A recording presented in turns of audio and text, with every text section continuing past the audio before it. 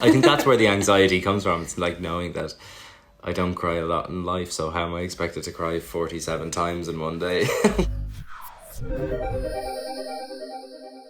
Hi, my name is Ruth Kinane. I'm a correspondent here at Entertainment Weekly, and today, as part of EW's Emmys Awards coverage, we are joined by star of Hulu and the BBC's Normal People, Paul Mescal. Hi, Paul. Hello, how are you? Massive congratulations on the Emmy nomination. How was that for you? What was your initial reaction when you found out you were nominated? Thank you. It was lots of trying to call various members of my family without any of them picking up. Yeah, it was amazing. It was like incredibly cathartic and exciting, and yeah, it was just surreal. Was it something that, I mean, not to say that you would ever expect something like that, but were you just completely blown away by it? Yeah, no, totally. And you kind of you watch the kind of lead up to these kind of nominations, but you always kind of remove yourself from that picture, and then when it happens, you kind of have, yeah, it's not something, to answer your question, it's not something you ever kind of imagine or think about, and then when it happens, it makes it all the more amazing, and it feels just like, yeah, it's a total honor as well. So yeah, lots of different feelings. Very well deserved, though. I think I personally would have been mad if you hadn't been nominated, so good job. Did you do anything fun to celebrate, or was it more just like, I can't get hold of my family? Where is everyone? Yeah, it's kind of like, it's not bittersweet at all. It's an amazing feeling, but not kind of being in the same place as my family and not getting to see, because they're obviously intrinsically involved in kind of anything that they're my siblings or myself do. It's hard to not be like, let's go for dinner and have some drinks. But yeah, it was kind of, I had a few drinks at home, and then yeah, nothing majorly exciting. So we wanted to talk to you about one of the scenes in particular from the show that I feel like everyone's probably asked you about and you've talked about, but this scene where Connell goes to see a therapist after one of his friends dies, and he's just feeling really completely overwhelmed by his life at that point. To kind of go back to the beginning on that little bit, when you first got the script for that, what was kind of going through your head? Were you like, oh God, this is going to be so challenging, or were you kind of excited to get into it? Yeah, it probably goes back to before even the scripts were there. It was when when I first read the book, it was just prior to my first audition. It was kind of in preparation for that. But then when I reread the book, having secured the part, that's when I read that scene, I was like, oh God, this is a big scene to have to play. In school, I definitely felt that feeling of isolation or whatever, but people seem to like me, everything, and here I don't think that people like me that much.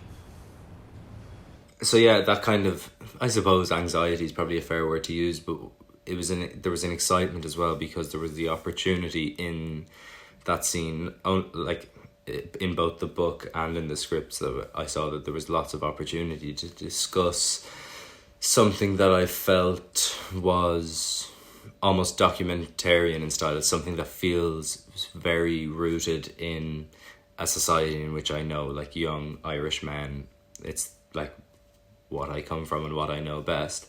And seeing that scene represented in the book and the scripts it felt like a massive responsibility, but also on the converse side of that, from an actor's perspective, kind of, it has everything in it to challenge you, or it's definitely probably the most challenging scene that I've ever had to play.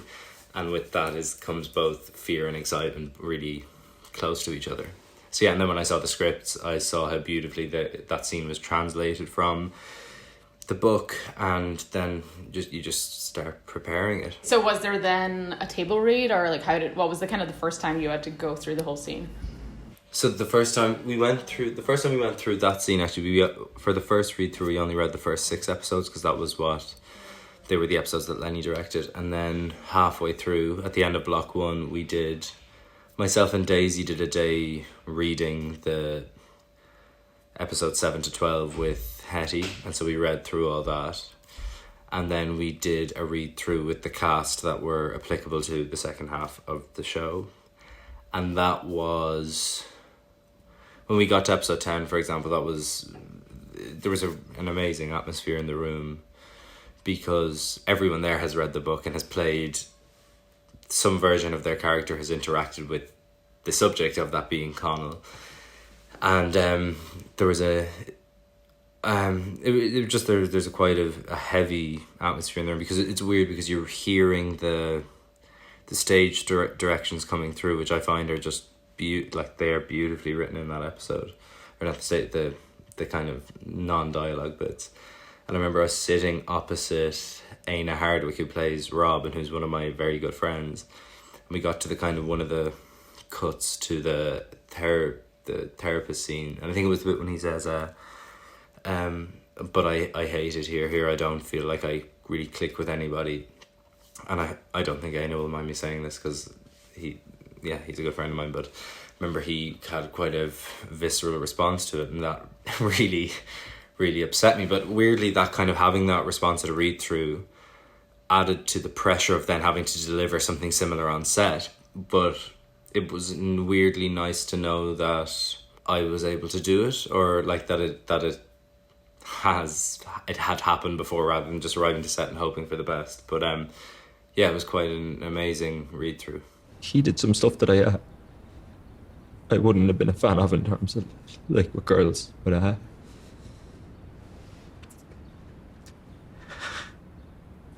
we were 18, we just we acted like idiots. I think I felt a bit alienated by that stuff.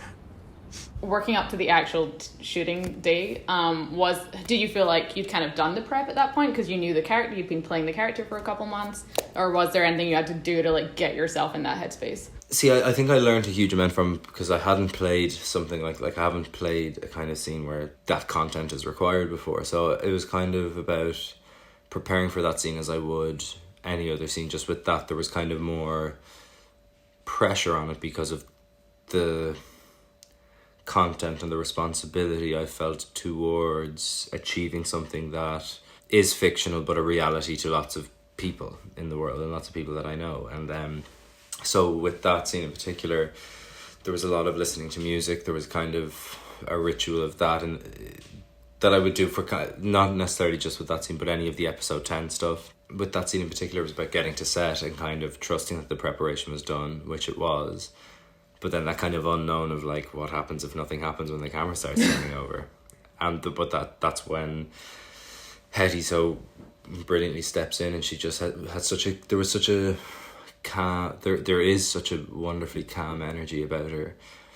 And she just pretty much held my hand through it because she was aware that it was a new thing to me, and we just kind of figured it out together. And there was a lovely atmosphere, and it was quite, which was also slightly weird because there was a subdued atmosphere on set because that's what we kind of wanted.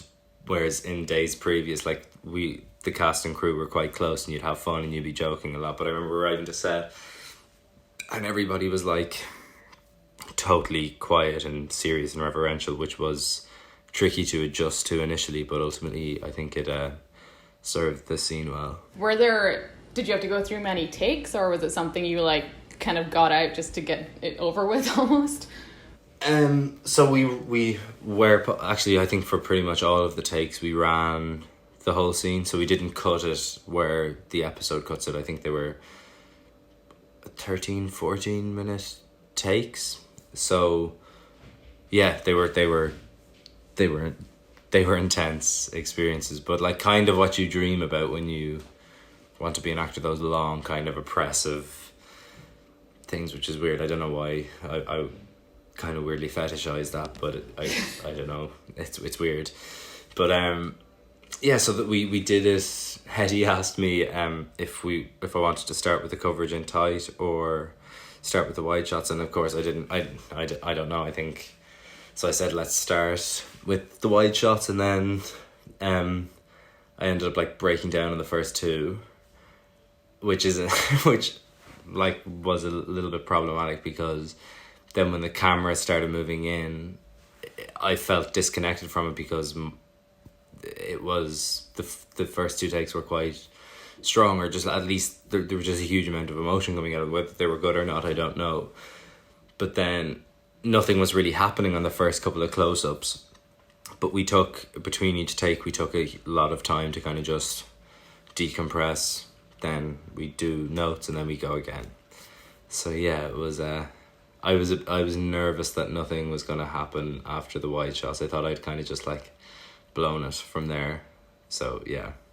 Was there something that like triggered it, or were you just able to kind of... There was... So we got to lunch, and I remember I was like I was frustrated with myself that I was like, oh, it's not clicking like it did in the early morning. So I didn't go for lunch. I ended up just staying on set, and I went for like a little nap, was listening to my music again. And then I was just like, look, it was kind of having a little conversation with myself, being like, I've done the prep, I know what he's going through, I love Connell, I'm deeply upset that he's in this position. And then it was just a matter of kind of clicking back into the lines and the words that he actually says in the scene, because I think they're quite triggering for me. Totally. Yeah, every single one of those you feel is like in your chest. It's painful. Is it easy for you to cry on screen, or does that take a lot? Because like you're very good at crying on screen. Are you a natural crier? No, I don't think I'm a big... In real life, I'm definitely not a crier. So right. I think that's where the anxiety comes from. It's like knowing that I don't cry a lot in life, so how am I expected to cry 47 times in one day? which that's isn't. why you're like that's nominated for an Emmy. No, yeah, look. But yeah, it was... I remember coming down after lunch, and then I think the first two takes after lunch I think are the ones that are is the kind of, I think that long take in the middle kind of cut to where it's like the 3 minute take is the one that was after lunch. You mentioned before just kind of the responsibility of like playing that scene, because it is such a real thing that so many people do go through. Has anybody kind of reached out to you afterwards to just be like, I mean, I'm sure many people have been like, great acting, but has anybody reached out to be like, thank you for that, because personally that's something I've gone through and it's good to see it on screen? Yeah, totally. And like actors and non-actors alike have messaged me specifically about that scene and being like, oh, this is me, or this is my brother or my sister or my dad. And it sounds so cliched or kind of like faux humility, but it really is a massive honor to hear that from, and that's ultimately what I wanted to achieve from that scene, is for people to because I haven't been in that position, thankfully, but the writing was so detailed that I felt like I understood, and from conversations that I had with people, but I felt like I understood what it was, and then it was about achieving that and making it feel as real as how people had described it to me, or how the script does. So when people responded the way that they did, it was a massive compliment, and one that I'll take to my grave. Nice. I mean, it feels very, very authentic to watch. So again, congratulations on that. Did you talk to Sally about it either before or after at all, or was she like, well done, Paul, you nailed it? No, I didn't talk to Sally particularly about that scene, because I think that definitely not in prep, because I felt like it was perfectly written from, and like there was nothing that I was kind of left in doubt about in terms of why Connell was responding the way that he was. What I did do is I checked in with, say, student counsellors, and it was just checking in with the kind of physical language of it, like the avoidance, like Connell doesn't look at the counsellor for the whole scene, and when he cries he doesn't wipe away his tears. And I was like, oh, okay, I just want to check if that's something that is real in those circumstances, and that's which of course Sally had done her homework way before I did, so of course it was true. So yeah. Wow. Yeah. That's fascinating how much like thought and preparation goes into it. Very cool. Okay, so after the yell cut that day and you've cried 7,000 times on camera, what do you do to like switch off from that and not, I mean, or maybe you just go to bed, I don't know, is there like a way to shrug that off? I don't work in the method or anything, so I don't like to carry things around. But that day was more difficult because just it was like a long day, and I'd put a lot of pressure on myself leading up to it. it was the weird thing that I felt was that my body was really sore, like because I was, even though I was just sitting down for the whole day, but I must have been like super tense or something. I remember coming back to the hotel, and also my apartment that I was living in Dublin at the time, but my apartment flooded the two nights before we were supposed to shoot that scene, so I was staying in a hotel. Great. In Dublin for those 2 nights. So I remember coming back to the hotel and just being like, and then weirdly getting really emotional that night, and my body being sore. I was like, oh, this sucks. But then I woke up the next morning, it was all fine. Okay. So yeah, it's just it didn't hang around. It's a 24-hour thing. Yeah. Nice. Do you think that is the most challenging scene you shot, or are there any others that kind of come close, just like looking back on it? There's loads of scenes are difficult for different reasons. So some are difficult for like due to time constraints, or like having like small windows of pockets to do the acting part because we're light dependent, or some scenes are difficult because weirdly I think with that scene for Connell, the simplicity of it is it's very clear what Connell's feeling, so that it wasn't difficult for me to understand where his head was at. What was difficult was to find a way for somebody who doesn't articulate how he's feeling at all ever to then be in a position where he says exactly how he's feeling and why, and what that generates emotionally within him. Whereas with other scenes, say with Marianne, where he is miscommunicating or not saying what he feels, it's how you like walk the tightrope of that, and that's difficult. Or like the scene, for example, where they meet in Trinity for the first time and they're upstairs, that was difficult because we had like 2 hours to cover that whole scene, both sides of the camera. Not sure I'd be their type. What do you mean? I don't know.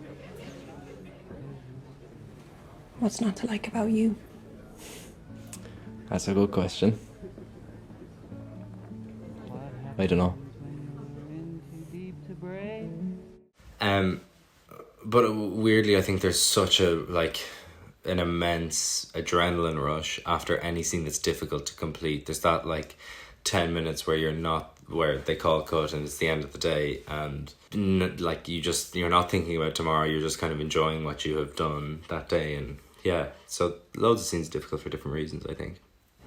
Yeah, I mean, there's no shortage of intense moments in that show, so yeah. I could imagine it was quite exhausting to get through. On a lighter note, what is your plan for Emmys night? Are you going to be able to watch it with some of the cast or with Daisy or anything, or? To be honest, I haven't.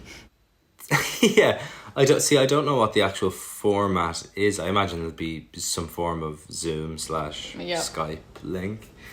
I love a Zoom. Will probably have some friends over. I haven't thought about it too much yet. Probably consciously so. If it's a, yeah, I don't know.